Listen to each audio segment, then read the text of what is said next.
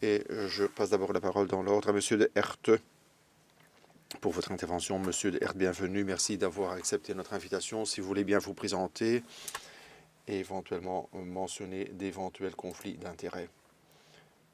Oui, bonjour. J'ai maintenant partagé mon écran. J'espère que vous voyez ma présentation PowerPoint. Monsieur le Président, actuellement, on voit un écran blanc.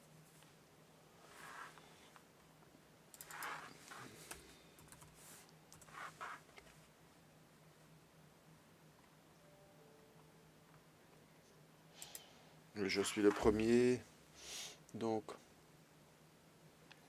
voilà, maintenant vous voyez ma présentation, n'est-ce pas?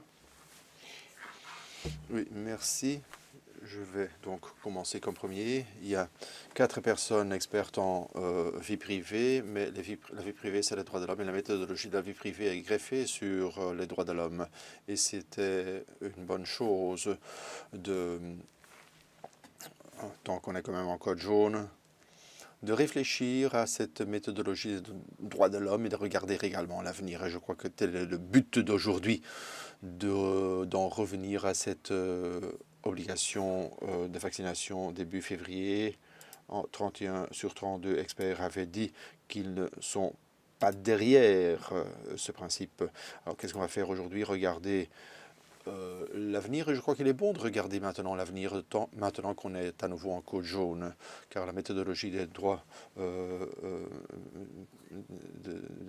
la protection de la vie privée a rencontré des problèmes. Il y a eu des tabous, il y a eu une polarisation, ce qui a empêché un raisonnement structuré par rapport à certaines ou plusieurs mesures, notamment les confinements, mais également des thèmes comme la vaccination.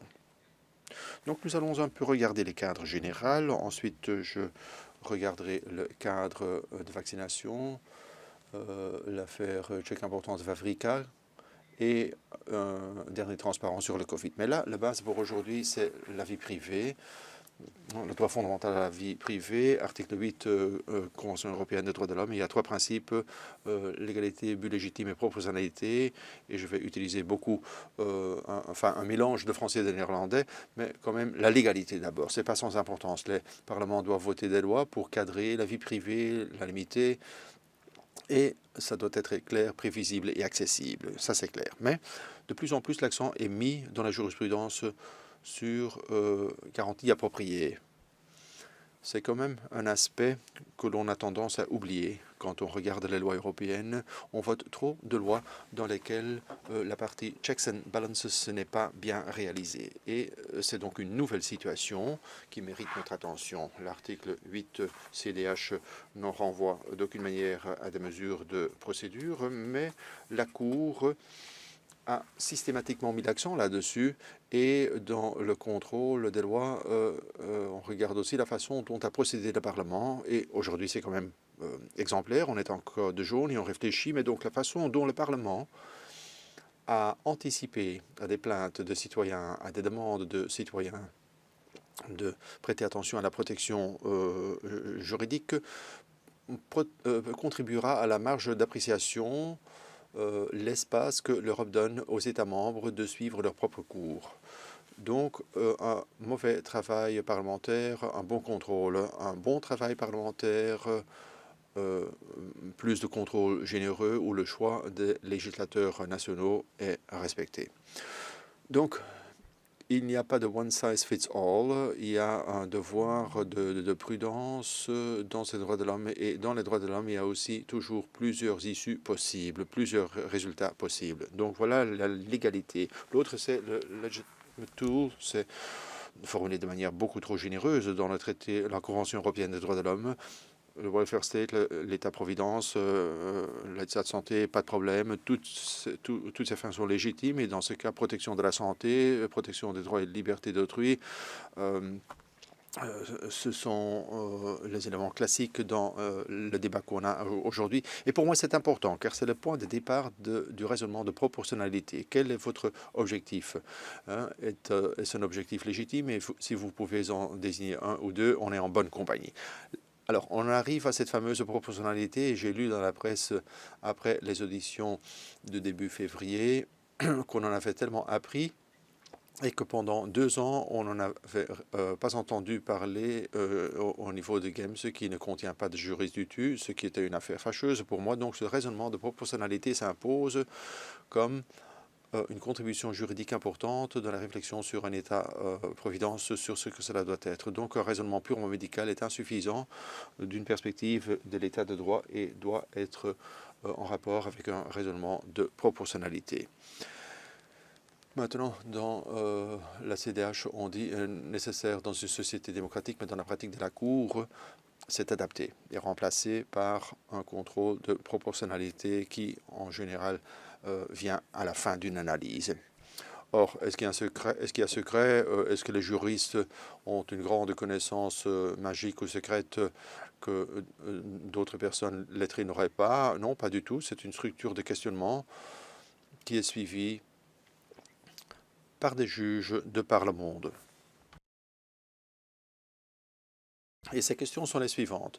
Première question, quel est votre but légitime? Mais alors, le moyen qu'on veut appliquer pour atteindre le but est-il approprié, pertinent, suffisant? Y a-t-il des alternatives? C'est quand même important. Les juristes vont vraiment là s'occuper du terrain.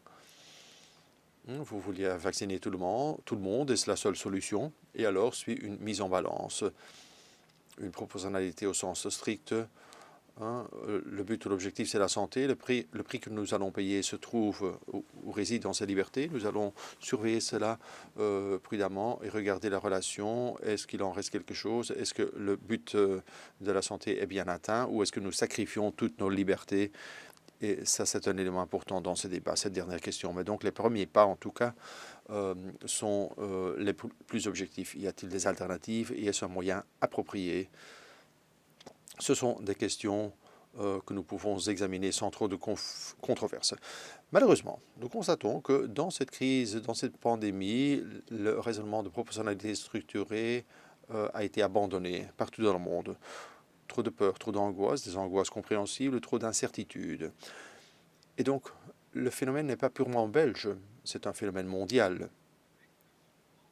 Les juges, si déjà on fait appel à eux, retourner à une balance catégorique plate, et là, le résultat était connu d'avance. Donc, première question, est-ce une méthode pertinente et suffisante? Y a-t-il des alternatives? Ça n'a même pas été traité.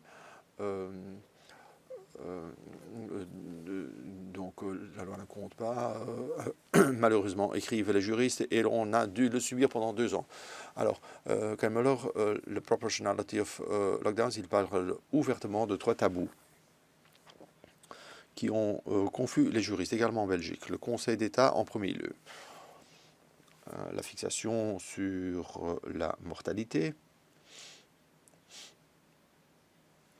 Ne pas vouloir voir le risque pour les personnes âgées, mais la présentation de la pandémie comme un risque pour tout le monde, et la question des hôpitaux complètement remplis, question sur laquelle on ne pouvait pas poser des questions critiques. Donc ces 3 tabous ont joué lorsqu'il s'agissait d'éviter un test de proportionnalité structuré, et là on en arrivait à des préférences catégoriques pour la vie sur la liberté. Et c'est ce qui fait mal aux juristes, car dans cet exercice d'équilibre, nous essayons de concilier des choses. Bon, il y a d'autres principes qui jouent. J'ai l'égalité, but légitime et proportionnalité que j'ai mentionné. Il y a encore le principe de la précaution. Et en Belgique, il y a un magistrat, Villarts, qui a plaidé pour le principe de ne pas savoir. Ça a été fortement critiqué également sur les juges belges et le Conseil d'État. Il y a eu beaucoup de critiques dans ce sens qu'ils ne feraient pas leur travail. Mais en tout cas, le sens commun dit que dans le cadre de la précaution, le principe de précaution, on peut prendre un certain nombre de mesures restrictives, mais elles doivent être conciliées avec le principe de proportionnalité. C'est quand même quelque chose que le Conseil d'État a beaucoup trop souvent oublié. Donc ces droits fondamentaux ne permettent pas que le contrôle de la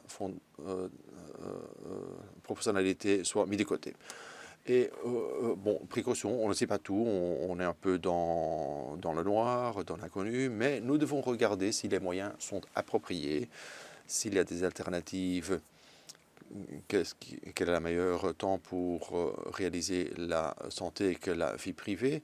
Et dans cet exercice d'équilibre, est-ce qu'il y a une disproportionnalité ou pas? Et à chaque mesure, il faut regarder cela. Et ces dernières années, de la part de James, j'ai entendu des choses comme le fromage suisse. Ce sont des choses du risk model thinking, non pas du droit. Le fromage suisse, ça ne vaut rien dans le cadre du raisonnement de proportionnalité et devrait être évacué. Et les autorités publiques doivent donc prouver que toutes ces mesures, pas de manière amalgame, hein, pour fromage suisse, non, mais que cela répond à ces conditions, séparément. Donc c'est quand même assez sévère. Ces droits fondamentaux sont aussi clair après la Deuxième Guerre mondiale. Informed consent, c'est important pour l'intérêt général, il faut des exceptions, mais dans la pratique, cela a donné lieu, mesdames et messieurs, à très peu de vaccinations obligatoires, surtout pour des catégories professionnelles et les enfants. Donc ça, c'est quand même l'issue d'un système très juridique après la Deuxième Guerre mondiale. Nous sommes prudents avec ces vaccinations et on le laisse au libre choix. Et nous faisons cela de manière parfaite. La plupart des vaccins sont disponibles et la plupart d'entre vous ont pris nombre de vaccins pour pouvoir voyager et pour se protéger contre les risques. Tout cela basé sur le informed consent soutenu, étayé par notre visite au médecin. Alors, qu'est-ce qui est crucial? Chaque mesure doit être prise distinctement. Il n'y a pas de discussion sur les vaccins, il y a une discussion sur les vaccins contre certains maux. Et ce raisonnement de proportionnalité sera toujours mené d'une autre manière et mènera à d'autres issues. La vaccination contre polio, il y a peu de débat là-dessus, il y a encore des questions là-dessus, mais donc à la lumière du critère de proportionnalité, c'est en fait un vaccin bien accepté, c'est aussi un virus stable, donc pas de mutation, et cela a conduit à une amélioration nette, donc l'extermination de la polio. En fait, en Belgique, on pourrait envisager un débat contre la rougeole. À nouveau, un virus stable, avec des conséquences graves et un besoin d'un degré de vaccination élevé, eh bien, à la lumière de la proportionnalité, on pourrait mener un débat sur la vaccination obligatoire. Pour le vaccin contre la grippe, on ne l'a pas fait, pas un virus stable, virus qui connaît des mutations chaque année, qui vise certains groupes cibles, les personnes âgées, mais qui n'a pas de conséquences pour les grandes masses. Et donc, on laisse cela à l'informed consent et à l'intégrité de la personne qui peut décider elle-même si le vaccin est acceptable ou pas. Et on fait ça bien. Une certaine propagande de l'État ou encouragement de l'État pour ce vaccin est bien pertinent, mais avec une information complète sur quels sont les groupes à risque. Et de cette manière, il y a une sagesse qui a été constituée, qui est en harmonie parfaite avec les droits fondamentaux. Je signale que je suis des raisonnements très simples. Hein. Il faudra compléter par la légalité, le check and balance dans la législation, principe de précaution, etc. Alors, Vavrika est important, c'est une affaire récente. Un père refuse, en République tchèque, refuse de faire vacciner ses enfants, notamment contre hépatite B et tétanos, et s'est fait imposer une légère amende. Et son argument était que c'était une violation de sa liberté de religion, de son intégrité, et que il y avait aussi des points qui n'étaient pas clairs sur le vaccin. Bon, cette affaire est trop facilement interprétée et lue trop vite, et il faut aussi se garder d'une désinformation juridique. Hein. Le fake news, ça existe aussi dans le droit. Donc une lecture simple, je m'y oppose. Ce n'est pas un arrêt simple. Les juges n'ont pas fait un travail parfait non plus, et ils ont pris un point de départ dramatique, à mon sens. Le plan de vaccination de l'Organisation mondiale de la santé, c'est que tous les vaccins sont bons, nous devons vacciner tout le monde avec tout. C'est un point de départ ou un principe dangereux que je ne partage pas du tout. Dans la littérature, c'est de la vaccination. Sur la vaccination, il s'agit de regarder chaque vaccin et de tenir compte aussi de ce que font les pays voisins. Et la règle d'or, c'est pas de vaccination obligatoire dans les pays voisins, bien surveillé, c'est un élément important. C'est autre chose que ce regard purement médical de l'OMS, ce qui est un regard dubieux selon moi. Alors pourquoi cet arrêt a souvent été mal interprété? Veverica n'a pas été donné raison.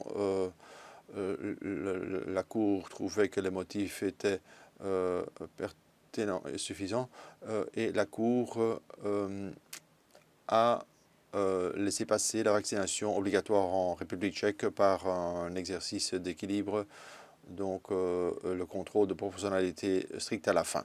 Et chez certains, cela a conduit à la constatation, peut-être mal rapportée dans la presse, que la vaccination ne pose aucun problème.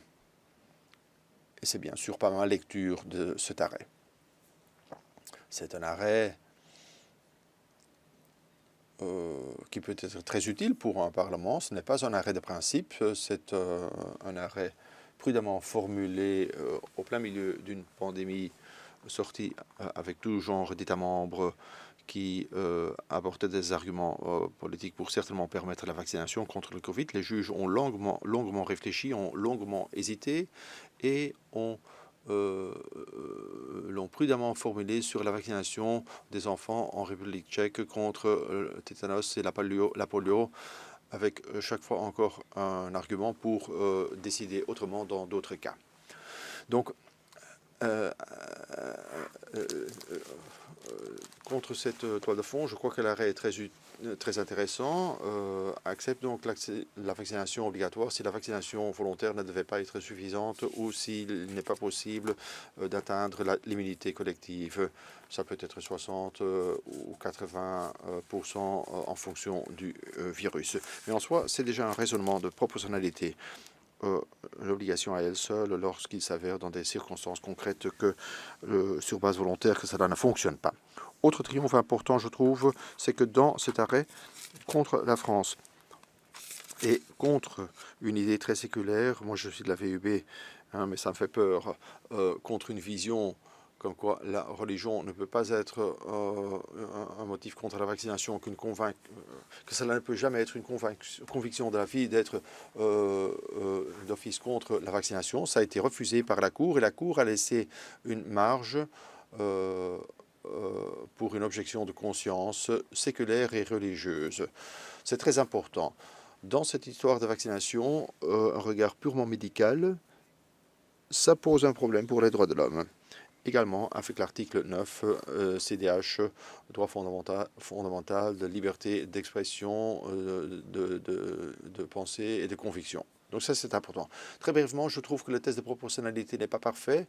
Il y a des erreurs dedans. Ce n'est pas le Structural Proportionality Testing, où l'on cherche aussi, par exemple, least onerous means, des alternatives.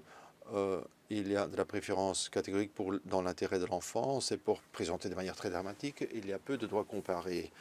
On fait clairement comprendre que la République tchèque est le pays le plus répressif en termes de vaccination, mais là, la Cour ne suit pas que l'Europe fait autrement, ça ne compte pas. Ce sont des points faibles. Mais il y a des points très intéressants dans ce test de proportionnalité. Les vaccins contre les maladies d'enfants sont effectifs et sûrs. Il faut bien une procédure avant vaccination pour regarder s'il y a des contre-indications. Il y a une responsabilité qu'on n'a pas introduite sans faute et les vaccins ne peuvent jamais être appliqués avec contrainte et les amendes pour non-vaccination doivent être très limitées. Les enfants ne peuvent pas être trop sanctionnés, les parents ne peuvent pas être trop lourdement sanctionnés. Et là, donc, vient la liste si le Parlement veut décider demain d'introduire une loi tchèque. La première exigence, c'est qu'il faut avoir une activation avec une base médicale qui est à présenter au Parlement. Donc là, c'est le droit de consentement. Les autorités doivent donc prouver la nécessité en montrant que le résultat ne peut être atteint autrement avec des méthodes moins drastiques. Il faut clairement indiquer que les vaccins sont sûrs. Donc ça, c'est de nouveau ce principe de précaution qui joue. Ça veut dire qu'un vaccin qui n'est pas testé à 100% ne peut pas être prescrit aux enfants. Et là, on a quand même fait une erreur esthétique en Belgique. Il faut une possibilité de choix, pas comme en Flandre, dire « Ah, vous n'avez pas le choix et ne faites surtout pas de choix parce que ça montre que vous n'êtes pas un bon citoyen. » Non, pas du tout. Quand on peut choisir, il faut respecter cela sans ironie, sans sarcasme. Et ça veut dire qu'on doit pouvoir choisir son vaccin s'il y a un choix. Il ne faut pas seulement penser à des vaccins génétiques, il faut aussi penser à des vaccins plus traditionnels comme Novavax. Et il faut normalement d'abord voir un médecin, réfléchir aux contre-indications. Parfois, on peut aussi avoir trop d'anticorps. Dans ces cas, il faut parfois reporter la vaccination de quelques mois. Donc, tout cela, c'est difficile. Pourquoi est-ce qu'ici, on a éliminé la première ligne? On avait des arguments pratiques. On devait être rapide, évidemment, mais moi, ça ne peut pas me convaincre. Et puis, il faut aussi penser à la responsabilité sans faute. Et là, l'État belge a bien agi parce que qui est responsable si quelque chose se passe avec les vaccins? Premièrement, Big Pharma s'est bien dissimulé. Les autorités ont dit OK, donc c'est la responsabilité qui incombe aux citoyens individuels. Donc il a dit OK, j'accepte le vaccin. Mais ce n'est pas possible quand il s'agit d'une obligation, parce que là, les conséquences ne peuvent pas être subies par les citoyens même. Alors, l'État doit prévoir un fonds ou une réserve. Et il faut avoir des sanctions limitées. Et puis, il y a encore toute une série d'articles sur tout ce qui est religion, parce que parfois, on peut avoir des objections. Là, il faut penser à tous les arguments. On ne peut pas, refuser tout d'office, parce qu'à partir du moment où ce sont des arguments fiables, l'exonération doit être accordée, et c'est aussi le cas en Tchéquie. Donc, il y a quand même pas mal d'éléments à prendre en compte, et c'est une discussion qui peut donc être complexe. Cette discussion, je l'ai limitée ici à une page, mais tout le monde connaît déjà ça.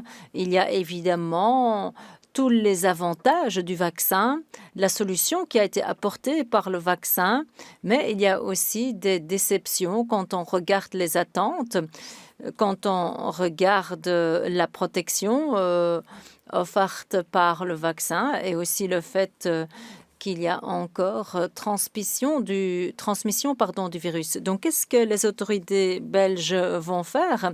Est-ce qu'on va pas se ridiculiser si l'on a besoin de 4, 5, 6 boosters? Est-ce que c'est encore proportionnel à ce moment-là? Il y a quand même des indications qui démontrent que le vaccin n'a pas l'efficacité attendue, parce que quand il s'agit de vaccins obligatoires, je pense que ça doit être peut-être plus efficace. Et maintenant, la grande saison est passée, je crois. Et puis, il y a aussi des vaccinations groupe cible, comme dans les soins de santé. Là, on a parlé d'une obligation vaccinale. Ça repose sur l'idée du fait que ce soit contagieux, mais on voit qu'il y a aussi des vaccinés qui sont encore contagieux. Donc voilà, c'est quand même tout cela qu'on doit prendre en compte. C'est pas comme être enceinte. On est enceinte ou on ne l'est pas. Ici, est-ce qu'on est contagieux ou pas? Ce n'est pas si noir et blanc. Ma proposition est donc de ne rien faire en ce moment en ce qui concerne l'obligation vaccinale. Il faut aussi penser aux conséquences sociales. Vous savez que la polarisation est un risque. Et voilà, ici, vous voyez cette exigence qu'on peut donc utiliser quand il s'agit d'un test de proportionnalité. Et je pense que ça peut apporter quelque chose au débat. Et ceci basé donc sur le droit. Je vous remercie.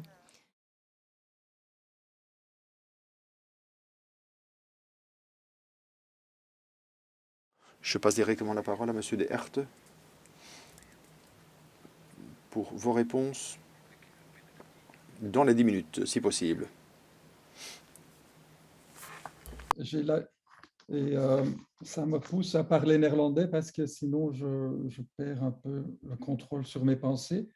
Mais évidemment, un cadre légal pour le futur, oui, j'ai identifié 7 points. On pourrait dire comme Parlement, bon, on va formuler un cadre autour de ces 7 points et puis voir avec chaque crise, faire le test impliqué dans ce cadre. Donc, je rappelle, je ne peux pas partager mes 7 points, mais donc, première question, est-ce qu'il y a des raisons médicales? Est-ce que les vaccins sont fiables? Est-ce qu'il y a ce sont des questions qu'il faut se poser chaque fois. Comme j'ai indiqué, il n'y a pas un débat sur les vaccins en général. Tous les virus sont différents et méritent un débat propre. Donc, un cadre générique, oui, parce que les points 3, 4, 5, et 6 et 7, la responsabilité, l'implication du première ligne, les médecins classiques, la libre choix en ce qui concerne les vaccins, les sanctions qui doivent être légères et cette objection de conscience séculière, pour moi, ce sont des formules, des ingrédients qui doivent figurer dans toute loi qui impose une vaccination. Et donc, oui, il mérite d'être bien et belle identifié une fois pour tous, parce que je ne vois pas pourquoi on va au-dessus ces lignes directrices. Et ici, il ne faut pas être cynique, il faut prendre les droits de l'homme comme sérieux. Et donc, ce n'est pas un test de voir ce qui se passe à Strasbourg et ce que la Cour des droits de l'homme accepte. Ici, dans le Parlement, dans cette phase jaune, il faut penser ouvertement et prendre les droits de l'homme au sérieux. Donc, ça, c'est pour moi, première chose, loi générique, oui, mais pas pour faire passer tout vaccin parmi la population. Donc, il faut prendre chaque crise sérieux. Et c'est pour cette raison que je propose d'abandonner le CST. Un CST est défendable du moment que ça protège bien contre la transmission, ce qui n'est pas le cas. Hein.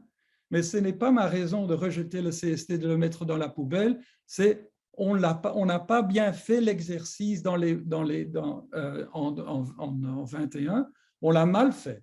Avec chaque connaissance et chaque éclairage sur les impacts du virus, on a dû revoir le test de proportionnalité et on ne l'a pas fait.